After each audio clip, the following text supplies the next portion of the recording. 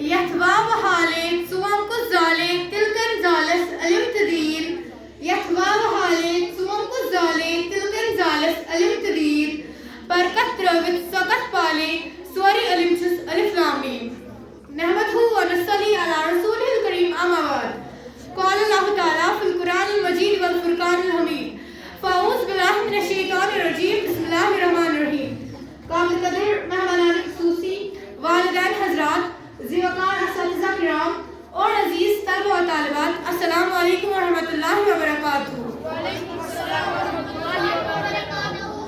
میں آج آپ کے سامنے جس موضوع پر لب کشائی کرنا چاہتی ہوں اس کا عنوان ہے عصر حاضر میں سماجی برائیوں کا واحد حل۔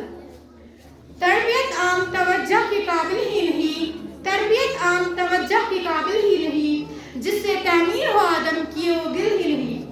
ہم سب آج اچھی طرح واقف ہے کہ دور حاضر میں سماجی برائیوں کا بازار کھلا ہوا ہے۔ ہم دائیں طرف نظر ڈالتے ہیں تو شراب کی دکان نظر آتے ہیں، اور ہم بائیں طرف نظر ڈالتے ہیں تو زنا کے اڈے نظر آتے ہیں، اور ہر طرف بے حیائی ہی بے حیائی نظر آتی ہے۔ ہمیں دنیا کے ہر کونے سے ناانصافی اور ظلم و تشدد کا منظر دکھ رہا ہے۔ آج نبی صلی اللہ علیہ وسلم کی امت ہر طرف گناہوں اور فحاشیت کا شکار بن رہی ہے، جس کی وجہ سے ہم طرح طرح کی مصیبتوں میں پھنس گئے ہیں۔ ہم دوسرے اقوام کے غلام بن رہے ہیں۔ دنیا کی طرف نظر ڈالیں تو ہر طرف بے حیائی ہی بے حیائی ہے۔ ہماری بہنیں اپنی عزت سے کھیل رہی ہیں۔ آج کے دور میں سگریٹ نوشی اور شراب نوشی عام ہو گئی ہے۔ دن بہ دن یہ بیماریاں بڑھتی جا رہی ہیں۔ ڈرگ انفارمیشن ایجنسی کے مطابق کشمیر میں ہر سال 5 کروڑ شراب کی بوتلیں خرچ ہو رہی ہیں۔ زنا کے بازار بھی عام ہو گئے ہیں۔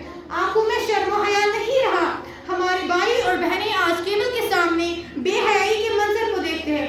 کہا جاتا ہے کہ کشمیر میں لواطت کی بیماری بھی پھیل گئی ہے۔ قرآن کی بے حرمتی کی جاتی ہے۔ کوئی بھی شخص آج اسلام اور نیکیوں کی دعوت نہیں دیتا۔ سب سے بری چیز تو یہ ہے کہ حضور مسلمان ہو کر ہم نے خود رسول اللہ صلی اللہ علیہ وسلم کی سنتوں پر تلوار چلائی ہے۔ ہم ان کے اداؤں سے نفرت کرنے لگے ہیں۔ قرآن میں فرمایا گیا ہے کتاب انزلناہ الیک لتخرج الناس من الظلمات الی النور۔ اے نبی صلی اللہ علیہ وسلم، یہ عظیم الشان کتاب ہم نے آپ پر نازل کی تاکہ آپ لوگوں کو ظلمتوں سے نور کی طرف لائے، مگر ہم نے اسی قرآن کو چھوڑا۔ ہم نے رسول اللہ صلی اللہ علیہ وسلم کی سنتوں کو نہیں اپنایا۔ ہم نے نبی پاک صلی اللہ علیہ وسلم کی سیرت پر نظر نہ ڈالی۔ ہم نے قرآن پاک کی اس آیت مبارک کو مد نظر نہیں رکھا۔ لقد کان لکم فی رسول اللہ اسوۃ حسنہ۔ رسول اللہ صلی اللہ علیہ وسلم تمام دنیا کے لیے بہترین کردار و اخلاق کا پیکر ہے۔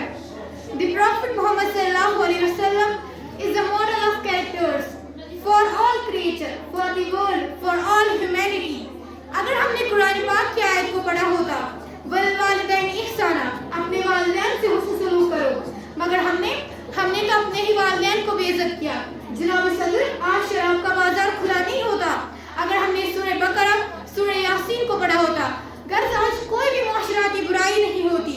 اگر ہم رسول اللہ صلی اللہ علیہ وسلم کی سنتوں اور قرآن پاک کی آیتوں پر عمل کرتے، ان کی سیرت کو اپنا ماڈل نمونہ بنا لیتے۔ آخر پر میں آپ سب سے یہ گزارش کرتی ہوں کہ ہم سب کو اس عظیم پائے کے شفیق اور غمخوار انسان صلی اللہ علیہ وسلم کی اطاعت و فرما برداری کرنی چاہیے تاکہ یہ ساری سماجی برائیاں ختم ہو جائے۔ If we adopt the seerah of Prophet Muhammad sallallahu alaihi wasallam, we will never go to their social evils and we will never go astray۔ اور آخر پر میں اپنے اس موضوع کو اس شعر سے اختتام پذیر کرنا چاہتی ہوں۔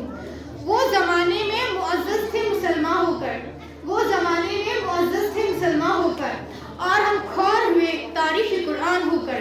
وما علینا الا البلاغ المبین۔